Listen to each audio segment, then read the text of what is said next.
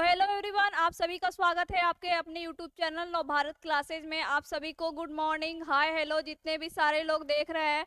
और आज का सेशन हमारा काफ़ी इम्पोर्टेंट है। आप लोग जो है ना ज़्यादा से ज़्यादा इसको लाइक एंड शेयर जरूर कीजिएगा अगर आप लोग चैनल पे नए हो तब। और हाँ, आप लोग जो है ना थोड़ा वीडियो को शेयर वगैरह किया कीजिए। आप लोग शेयर नहीं करते हो, मतलब जो भी पढ़ने वाले स्टूडेंट है आपके ग्रुप में हो या फिर आपके दोस्त हो उनको शेयर कीजिए, ठीक है। तब जो है ना आपको पढ़ाई में भी जो है ना थोड़ा सा मन लगेगा। शेयर करने से चीज़ें क्या होती है कि हम भी अच्छा से पढ़ाएंगे अगर आप अच्छा से पढ़ेंगे तो ध्यान दीजिएगा, आपको सबसे पहला काम करना है ज़्यादा से ज़्यादा शेयर करना, ठीक है। चलिए, हमारा इंपॉर्टेंट सेशन है। ध्यान दीजिएगा आज का हमारा क्वेश्चन क्या बोल रहा है। पहला क्वेश्चन ध्यान दीजिएगा और आंसर कीजिएगा।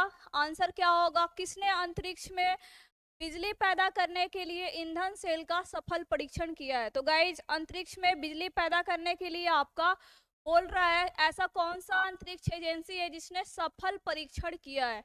नासा किया है, इसरो किया है, डीआरडीओ किया है या फिर जाक्सा किया है?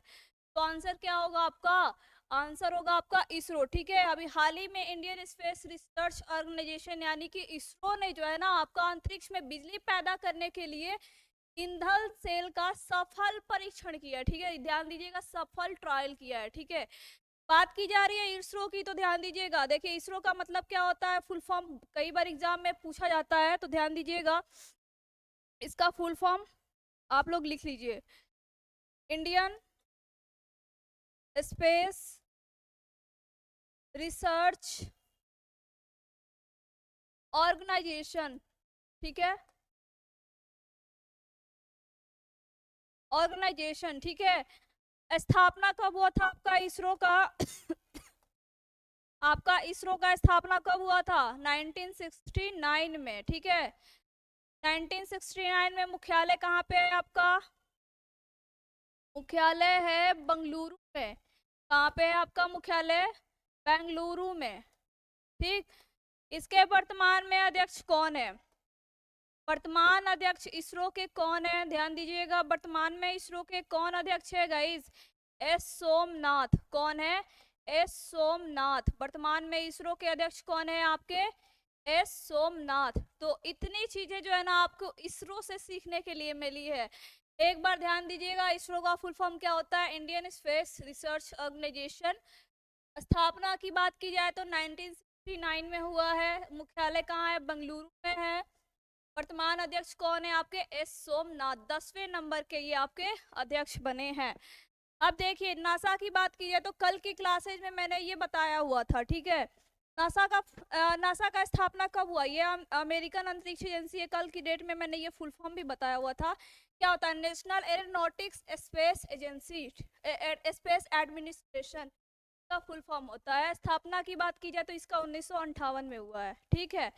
स्थापना की बात की जाए तो इसका कब हुआ है? 1958 में। डीआरडीओ, तो ये भी डिफेंस रिसर्च डेवलपमेंट ऑर्गेनाइजेशन इसका फुल फॉर्म होता है। इसका भी आपका स्थापना 1958 में हुआ है। इसका भी आपका स्थापना 1958 में हुआ है। और डीआरडीओ का मुख्यालय कहाँ पड़ता है?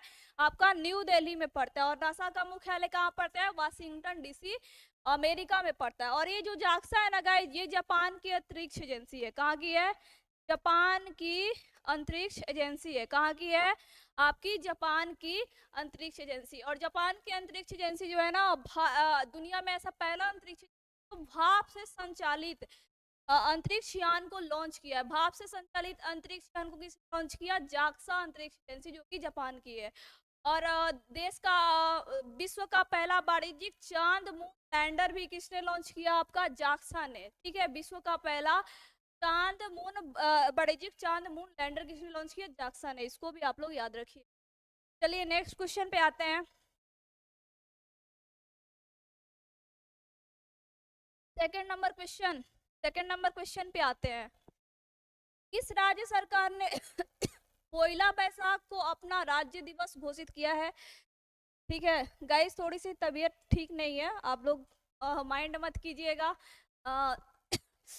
सेकंड नंबर क्वेश्चन अच्छे से ध्यान दीजिएगा। किस राज्य सरकार ने पोइला जो बैसाख है ना उसको अपना राज्य दिवस घोषित किया है? तो राज्य दिवस घोषित किया है, ये किस राज्य का है? आपका पोइला बैसाख। तो पोइला बैसाख की बात की जा रही है, किस राज्य का है? ये किस राज्य में मनाया जाता है? पश्चिम बंगाल में मनाया जाता है। और पश्चिम बंगाल के अलावा और भी आपके जगह पे मनाया जाता है आपका पोइला बैसाख। तो इसको भी ध्यान में जरूर रखिएगा, क्योंकि यहाँ से क्वेश्चन आपके हो सकता है कि पूछे जाए, ठीक है। तो ये जो पोइला बैसाख है ना, इस पश्चिम बंगाल के अलावा असम में और बांग्लादेश में मनाया जाता है।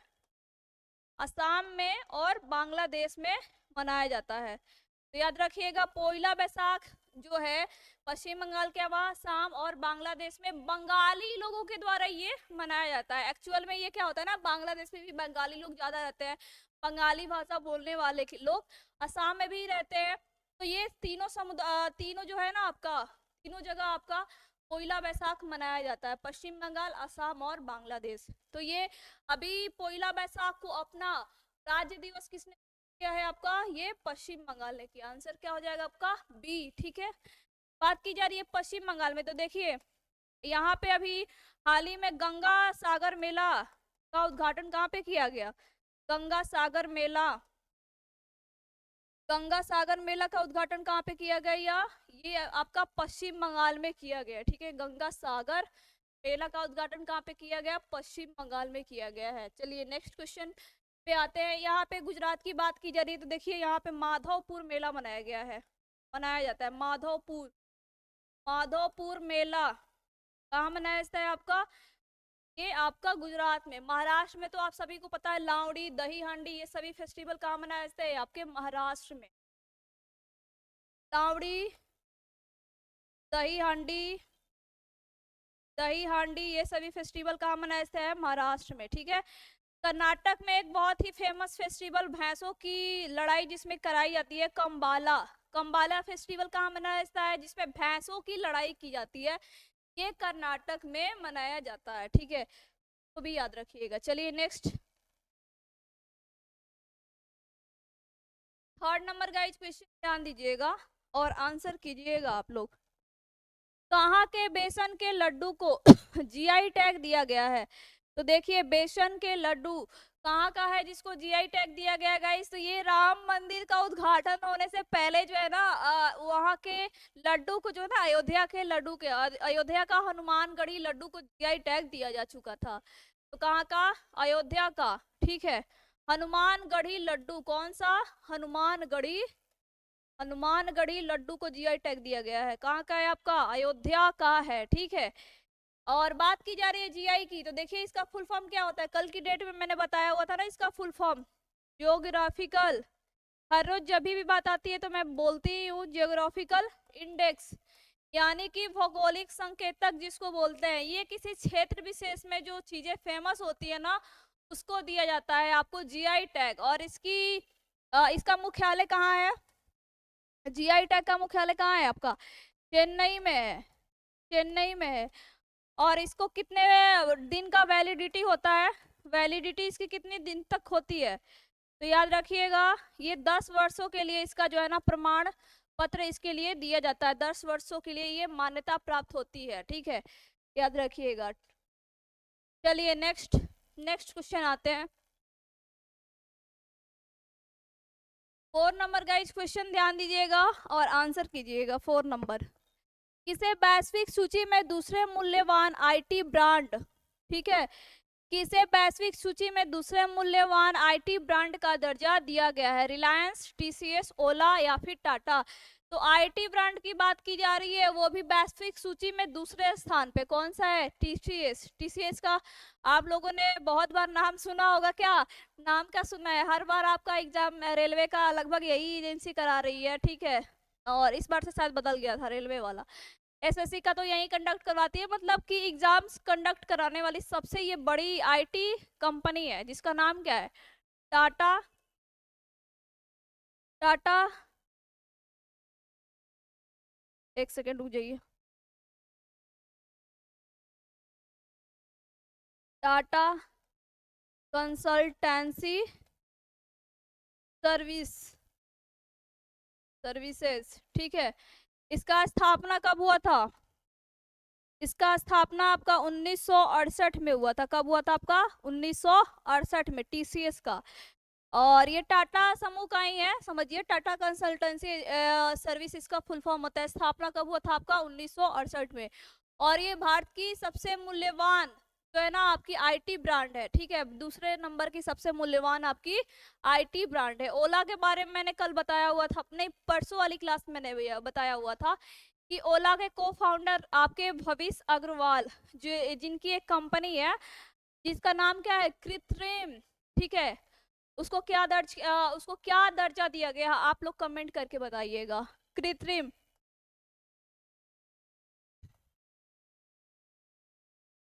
उसको किस चीज का दर्जा दिया गया है? कृत्रिम को परसों की क्लासेज में ये मैंने बताया हुआ था, आप लोग कमेंट करके बताइएगा। चलिए नेक्स्ट क्वेश्चन की बात की जा रही है। 5 नंबर का क्वेश्चन ध्यान दीजिएगा और आंसर कीजिएगा आप लोग। किसे विंग्स इंडिया में सर्वश्रेष्ठ हवाई अड्डे का पुरस्कार मिला है? तो देखिए, विंग्स इंडिया सम्मेलन 2000 आपका 24 कहाँ पे हुआ है? विक्स इंडिया सम्मेलन 2024 का आयोजन कहाँ पे हुआ है? याद रखिएगा, कहाँ पे हुआ है? हैदराबाद में। कहाँ पे हुआ है आपका? हैदराबाद में, ठीक है। इसके उद्घाटन करता कौन है? उद्घाटन किसने किया था आपका? तो याद रखिएगा, ज्योतिरादित्य सिंधिया। ज्योतिरादित्य सिंधिया क्या है? आपके नागरिक उड्डयन मंत्री हैं। क्या है? आपके नागरिक उड्डयन मंत्री हैं। कौन से मंत्री हैं? नागरिक उड्डयन मंत्री। नागरिक उड्डयन मंत्री है ये। और इसका आयोजन कब किया गया था? 18 से 20 जनवरी के बीच में इसका आयोजन किया गया था। तो विंग्स इंडिया, सबसे पहला तो क्वेश्चन ये बनेगा कि विंग्स इंडिया सम्मेलन 2024 का आयोजन कहाँ पे किया गया? तो हैदराबाद में किया गया।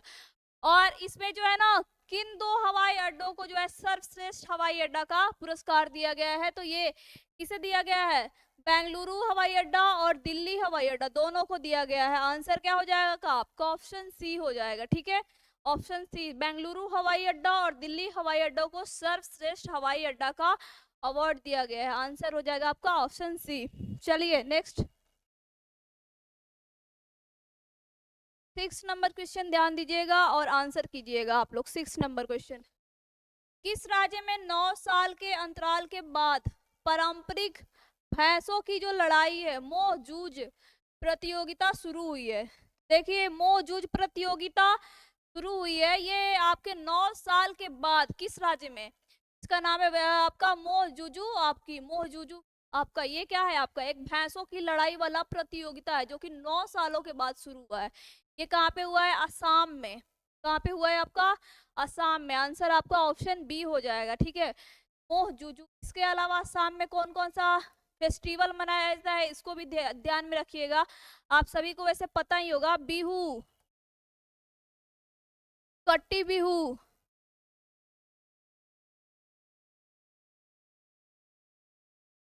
भोगाली बिहू,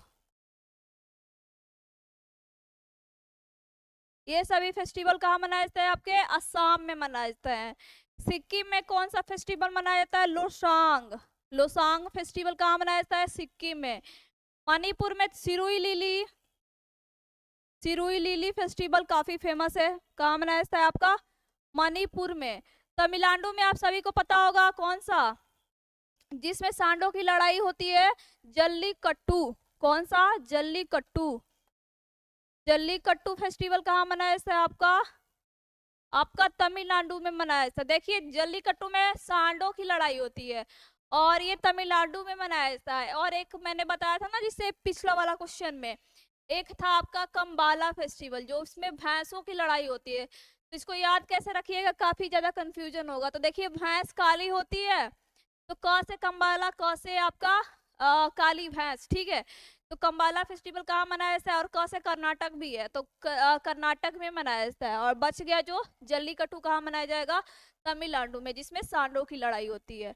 और मणिपुर में सिरुई लिली, असम में बिहू, भोगाली बिहू, ये सभी फेस्टिवल मनाया जाता है। दोसांग फेस्टिवल आपका सिक्किम में मनाया जाता है। नेक्स्ट पे आते हैं। नेक्स्ट क्वेश्चन 7 नंबर क्वेश्चन ध्यान दीजिएगा और आंसर कीजिएगा आप लोग, जितने भी सारे लोग देख रहे हैं। किस देश के चांगी हवाई अड्डे को विश्व का सर्वश्रेष्ठ हवाई अड्डा का अवार्ड दिया गया है? देखिए चांगी हवाई अड्डा काफी फेमस है, आप लोग स्टैटिक जीके में भी पढ़े होंगे कि किस देश का है चांगी हवाई अड्डा जिसको विश्व का सर्वश्रेष्ठ हवाई अड्डा का अवार्ड दिया गया है। तो ये किस देश का है? सिंगापुर का है, जिसको हमेशा से मतलब ये बहुत बार ही आपका अवार्ड जीत चुका है। चांगी एयरपोर्ट कहाँ का है आपका? विश्व का सर्वश्रेष्ठ हवाई अड्डा है, सिंगापुर का है। इसमें जो है ना आपकी सारी लग्जरियस चीजें मिल जाएंगी, मतलब होटल से लेके मतलब यहाँ पे खाने पीने की जो रेस्टोरेंट होते हैं वहाँ पे सारा उपलब्ध है, मॉल भी है, सारी चीजें उपलब्ध है। मतलब कि इसलिए जो है ना ये हर साल आपका विश्व का सर्वश्रेष्ठ हवाई अड्डा का लगभग खिताब जीतता ही जीतता है। चांगी एयरपोर्ट काफी फेमस नाम है, तो याद रखिएगा। सबसे व्यस्त हवाई अड्डा बोले तो व्यस्तम हवाई अड्डा की बात की जा रही है तो अटलांटा एयरपोर्ट, ठीक है, अटलांटा एयरपोर्ट। सबसे व्यस्तम हवाई अड्डा कौन सा है आपका? अटलांटा एयरपोर्ट, ठीक है, याद रखिएगा। चलिए नेक्स्ट क्वेश्चन पे आते हैं। चलिए नेक्स्ट 8 नंबर क्वेश्चन आप लोग ध्यान दीजिएगा और आंसर कीजिएगा। किसने दिल्ली में गांव चले अभियान की शुरुआत की? तो देखिए गांव चले अभियान की शुरुआत दिल्ली में बोल रहा है, किसने किया? मनीष सिसोदिया ने, अरविंद केजरीवाल ने, जेपी नड्डा ने या फिर अमित शाह ने? तो गाइस जो भी लोग सोच रहे होंगे ना कि मनीष सिसोदिया या फिर अरविंद केजरीवाल, तो ये आंसर नहीं होगा। मनीष सिसोदिया तो चले गए जेल में और अरविंद केजरीवाल के ऊपर भी जो है ना ईडी का छापा पड़ ही रहा है, मतलब सीबीआई की जांच, ये वो शराब घोटाले के मामले में। ये भी कब अंदर हो जाएंगे कोई फिक्स नहीं है, आज है कल नहीं है, इनकी कोई गारंटी नहीं है। तो आप लोग सोच रहे होंगे दिल्ली चलो अभियान, सॉरी गांव चले अभियान की शुरुआत दिल्ली में कौन करेगा? जो ऑपोजिशन वाला होगा वही ना करेगा भाई। ऑपोजिशन वाला होगा तो यानी कि बीजेपी करेगा। कौन? जेपी नड्डा, बीजेपी का अध्यक्ष है यही ना। बीजेपी का चेयरमैन कौन है? जेपी नड्डा, बीजेपी का चेयरमैन है वर्तमान में, ठीक है। कौन है? जेपी नड्डा। गांव चले अभियान, दिल्ली में बोल रहा है गांव चले अभियान, तो कौन करेगा? जेपी नड्डा करेगा, ठीक है। बात की जा रही है दिल्ली की, तो देखिए दिल्ली में कौन कौन सा फेस्टिवल हुआ है कल की डेट में? मैंने बताया हुआ था आदि महोत्सव, ठीक है। नदी उत्सव का चौथा संस्करण कहाँ पे हुआ है? चौथा संस्करण ये भी आपका नई दिल्ली में हुआ है। राष्ट्रीय युवा सांसद महोत्सव ये भी कहाँ हुआ है आपका? नई दिल्ली में हुआ है। इसके अलावा आपके हुआ है खनिज एवं खान पर अंतर्राष्ट्रीय सम्मेलन, खनिज एवं खान पर अंतर्राष्ट्रीय सम्मेलन, खनिज एवं खान पर अंतर्राष्ट्रीय सम्मेलन। तो ये सारी चीजें भी आप लोग याद रखिएगा, ठीक है। ये सारी जो चीजें मैंने लिखवाई हैं एक बार फिर मैं रिपीट करूं। दिल्ली में कौन कौन सा फेस्टिवल हुआ है? आदि महोत्सव हुआ है, नदी उत्सव का चौथा संस्करण हुआ है, राष्ट्रीय युवा सांसद महोत्सव हुआ है। देखिए एक राष्ट्रीय युवा दिवस भी मनाया गया है जो कि हुबली एवं धारवाड़ में मनाया गया है। लेकिन जैसे ही आपके राष्ट्रीय युवा के साथ सांसद लगा होगा ना, ये सांसद भवन कहाँ है? न्यू दिल्ली में है ना, तो इसी से याद रखिएगा। इसके अलावा खनिज एवं खान पर अंतर्राष्ट्रीय सम्मेलन भी कहाँ हुआ है आपका? न्यू दिल्ली में हुआ है, ठीक है। नेक्स्ट, और अमित शाह के बारे में तो आप सभी को पता हो, कौन है? गृह मंत्री है। चलिए 9 नंबर गाइस क्वेश्चन ध्यान दीजिएगा और आंसर कीजिएगा। किस देश ने बच्चों के लिए दुनिया का पहला नियमित टीका, ठीक है, दुनिया का पहला नियमित टीका कार्यक्रम की शुरुआत की है? ये कौन सा ऐसा देश है जिसने बच्चों के लिए दुनिया का पहला नियमित टीका कार्यक्रम की शुरुआत की है? युगांडा है, कैमरून है, अमेरिका है या फिर जापान है? तो देखिए ये देश है आपका कैमरून देश जो है ना आपका, क्या है ना कि यहाँ पे मलेरिया का टीका विकसित किया गया है। वहां पे मलेरिया के मामले जो है ना महाद्वीप में जो है आपका मलेरिया के मामले ज्यादा है, मलेरिया का मामला ज्यादा आ रहा है। इससे जो है ना मतलब कि बीमारी फैलने के चांसेस को कम करने के लिए मलेरिया का 2 टीका यहाँ पे विकसित किया गया है। इसके लिए जो है ना आपका कैमरून देश ने आपका मलेरिया के 2 टीका को जिसमें से एक टीका है आपका ना एक टीका को आपका इसको हाल ही में नियमित टीका कार्यक्रम के तहत स्टार्ट किया है। तो ये किस देश का है आपका? कैमरून का, ठीक है, याद रखिएगा। चलिए नेक्स्ट 10 नंबर क्वेश्चन ध्यान दीजिएगा और आंसर कीजिएगा आप लोग, जितने भी सारे लोग देख रहे हैं। भारत की सौर ऊर्जा संचालित नाव किस नदी पर चलेगी? तो देखिए भारत की पहली सौर ऊर्जा संचालित जो नाव है ये किस नदी पे चलेगी? सरयू नदी पे चलेगी। किस नदी पे चलेगी? सरयू नदी पे। भारत की पहली सौर ऊर्जा संचालित नाव। सरयू नदी कहाँ पे है? सरयू नदी किनारे ही ना आपका है अयोध्या शहर। अयोध्या, अयोध्या जो है किस नदी किनारे है आपका? सरयू नदी किनारे। तो उसी पे जो है ना सौर ऊर्जा संचालित नाव चलेगी। किस नदी पे? सरयू नदी पे। तो याद रखिएगा आंसर क्या होगा आपका? ऑप्शन बी हो जाएगा, ठीक है। चलिए नेक्स्ट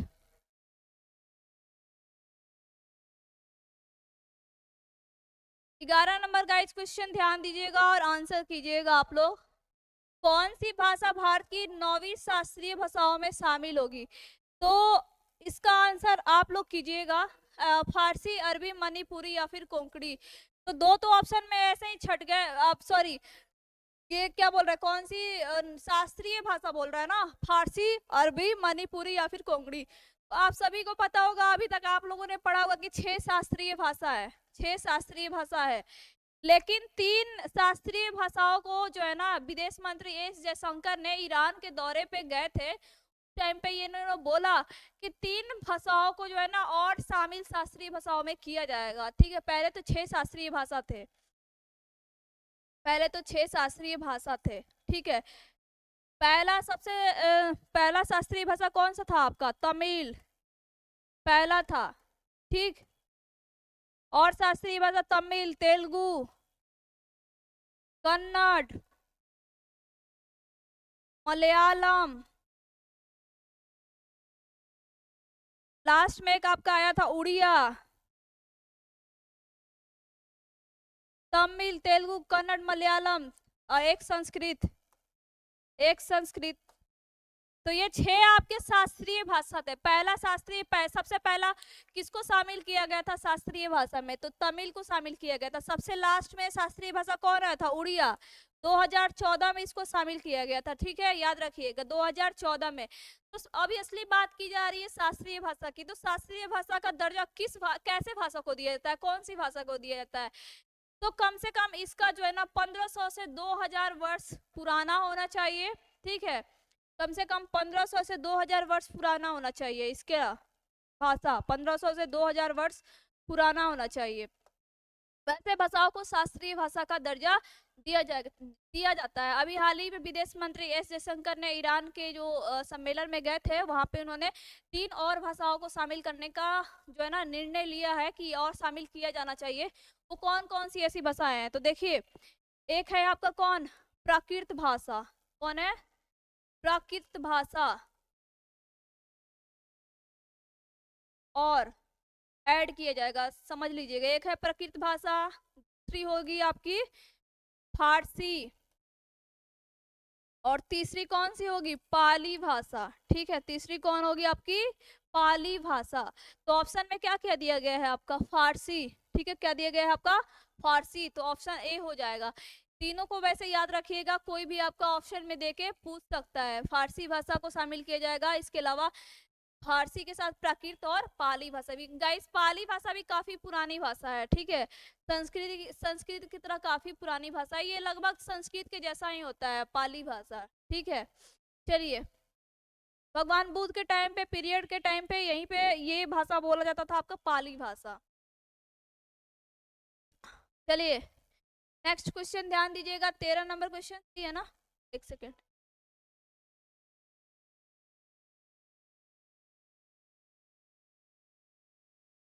12 नंबर सही है। 12 नंबर क्वेश्चन ध्यान दीजिएगा, भारत और किस देश के बीच विशेष बल अभ्यास खंजर हिमाचल प्रदेश में आयोजित किया गया? देखिए जो खंजर अभ्यास है किसके किसके बीच होता है? भारत और किर्गिस्तान के बीच में होता है आपका खंजर। और इसका आयोजन कहाँ पे किया गया? हिमाचल प्रदेश में किया गया। आयोजन कहाँ पे किया गया आपका? हिमाचल प्रदेश में, खंजर। देखिए और कुछ कुछ एक्सरसाइज है उसको भी याद रख लीजिए आप लोग, एग्जाम्स के लिए मोस्ट इंपॉर्टेंट है। आपसे बोले कि क्लीनेक्स, क्लीनेक्स किसके किसके बीच होता है? भारत और श्रीलंका, ठीक है, इंडिया और श्रीलंका के बीच में, इंडिया एंड श्रीलंका, श्रीलंका। अभी एक हाल ही में हुआ है अग्नि वॉरियर, अजय वॉरियर नहीं, अग्नि वॉरियर, अग्नि वॉरियर जो अभी फेमस है उसको मैं लिखवा रही हूँ, अग्नि वॉरियर। तो ये भारत और सिंगापुर के बीच में हुआ है, भारत और सिंगापुर के बीच में हुआ है, ठीक है। एक है आपका एक्वेरिन, एक्वेरिन, और एक है आपका एक था। तो एक्वेरिन और एक था किसके किसके बीच हुआ है? मालदीव के बीच में, मालदीव एवं भारत के बीच में, मालदीव एवं भारत के बीच में कौन सा अभ्यास हुआ है? एक्वेरिन और एक था। तो ये सारी चीजें भी आप लोग याद रखिएगा।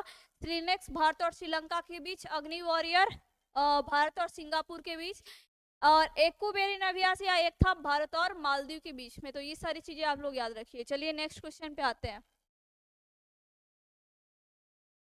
13 नंबर क्वेश्चन ध्यान दीजिएगा और आंसर कीजिएगा। भारतीय सेना ने सॉरी कहाँ पे इंडिया सेल्फी पॉइंट खोला है? तो ये कहाँ पे खोला है? भारतीय सेना ने आपका इंडियन आर्मी में सेल्फी पॉइंट कहाँ पे खोला है? तो ये जम्मू कश्मीर में खोला है। कहाँ पे खोला है? जम्मू कश्मीर में खोला है। और जम्मू कश्मीर में बात की जा रही है तो भारत का पहला, देखिए अभी हाल ही में भारत का पहला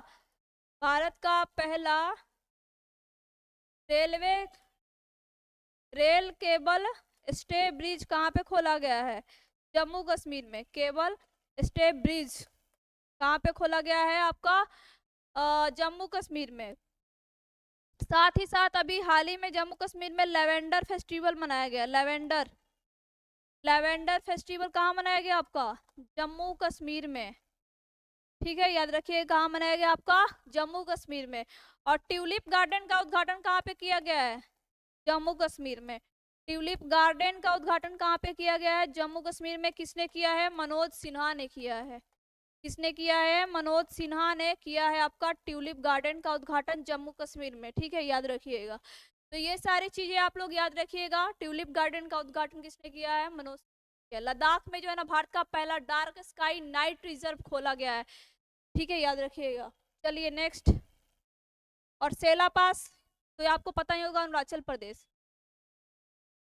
14 नंबर क्वेश्चन ध्यान दीजिएगा आप लोग और आंसर कीजिएगा। कहाँ में आपका 206 फीट ऊंचा विश्व में बी आर अम्बेडकर की सबसे ऊंची प्रतिमा, जिसका नाम क्या है? स्टैचू ऑफ सोशल जस्टिस का उद्घाटन किया गया। तो देखिए अब तक अम्बेडकर की सबसे ऊंची प्रतिमा होगी पूरे विश्व में। ये कहाँ पे होगी? आपकी आंध्र प्रदेश में। इसका उद्घाटन किसने किया? आपका उद्घाटन जगमोहन रेड्डी ने। उद्घाटन किसने किया? जगमोहन रेड्डी, मोहन रेड्डी। तो क्वेश्चन में भी बहुत सारा आंसर छिपा है। इसकी हाइट कितनी होगी? 206 फीट। ये भी पूछा जा सकता है। नाम क्या दिया गया? Statue of social justice. तो याद रखिएगा आंध्र प्रदेश में जो है आपकी 206 फीट की सबसे ऊंची प्रतिमा होगी आपकी स्टैचू ऑफ सोशल जस्टिस, जिसका उद्घाटन किसने किया? जगमोहन रेड्डी ने किया। और महाराष्ट्र के लातूर में ये स्टैचू ऑफ नॉलेज जो कि ये बी आर अम्बेडकर की ही प्रतिमा है। स्टैचू ऑफ नॉलेज ये कहाँ का है आपका? महाराष्ट्र का है। स्टैचू ऑफ नॉलेज का उद्घाटन महाराष्ट्र के लातूर में किया गया था, ठीक है। 108 फीट की ऊंची प्रतिमा थी, तो इसको भी याद रखिएगा। स्टैचू ऑफ नॉलेज कहाँ पे है? महाराष्ट्र के लातूर में। इसमें भी बी आर अम्बेडकर की प्रतिमा थी। बात बात पे भगवान याद आ जा रहे हैं, क्या ही मैं करूं। कर्नाटक में जो है ना आपका statue of prosperity, statue of prosperity का उद्घाटन कहाँ पे किया गया? कर्नाटक में। स्टैचू ऑफ प्रोस्पेरिटी का उद्घाटन कहाँ पे किया गया? कर्नाटक में। मध्य प्रदेश में किया गया आपका statue of oneness, statue of oneness. Oneness का उद्घाटन कहाँ पे किया गया? आपका मध्य प्रदेश में। ठीक है, तो ये सारी चीजें भी आप लोग याद रखिए। इसमें स्टैचू ऑफ प्रॉस्पेरिटी में नाथ प्रभु कैंपेगौड़ा की मूर्ति थी, ठीक है, जो कि बेंगलुरु के संस्थापक थे। ठीक है, और स्टैचू ऑफ वननेस में आदि शंकराचार्य की थी। ठीक है, मूर्ति याद रखिएगा। चलिए नेक्स्ट, आज का लास्ट क्वेश्चन 15 नंबर क्वेश्चन, ध्यान दीजिएगा और आंसर कीजिएगा। पीएम मोदी ने खेलो इंडिया यूथ गेम्स के 6वें संस्करण का उद्घाटन कहाँ पे किया है? तो देखिए, पीएम मोदी ने खेलो इंडिया यूथ गेम्स के 6वें संस्करण का उद्घाटन कहाँ पे किया है? तमिलनाडु में किया है। ठीक है, तमिलनाडु में, तमिलनाडु के 4 शहरों में ये होगा। ठीक है, जिसमें से कोयम्बटूर, कोयम्बटूर, ठीक है, चेन्नई, मदुरई, मदुरई एवं रिची में इसका उद्घाटन किया जाएगा। ठीक है, तमिलनाडु के 4 शहरों में खेलो इंडिया यूथ गेम्स का उद्घाटन किसने किया? पीएम मोदी ने। पहला खेलो इंडिया यूथ गेम्स कहाँ पे हुआ था? पहला खेलो इंडिया यूथ गेम्स कहाँ पे हुआ था? दिल्ली में 2018 में। ठीक, और ये आपका अभी 6ठा संस्करण हो रहा है। दूसरा कहाँ पे हुआ गाइस? दूसरा ध्यान दीजिएगा, दूसरा आपका कहाँ पे हुआ था? दूसरा, तो दूसरा हुआ था आपका महाराष्ट्र के पुणे में। दूसरा हुआ था महाराष्ट्र के पुणे में। तीसरा कहाँ पे हुआ था? तीसरा हुआ था आपका असम के गुवाहाटी में, गुवाहाटी असम। तीसरा कहाँ पे हुआ था? असम के गुवाहाटी में। चौथा कहाँ पे हुआ?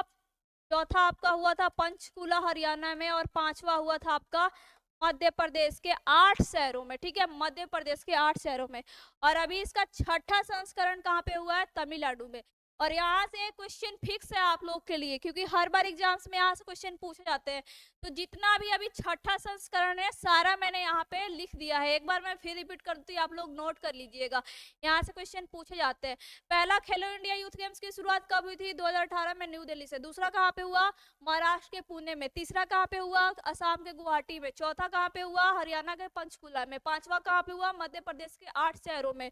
और अभी 6ठा संस्करण हुआ है तमिलनाडु के 4 शहरों में, जो कि कोयम्बटूर, चेन्नई, मदुरई और रिची में हुआ है। ये चारों शहर में से आपका ऑप्शन देके पूछ सकता है, तो ये चारों शहर को भी माइंड में जरूर रखिएगा। और इसमें टॉप किसने किया है? महाराष्ट्र ने किया है।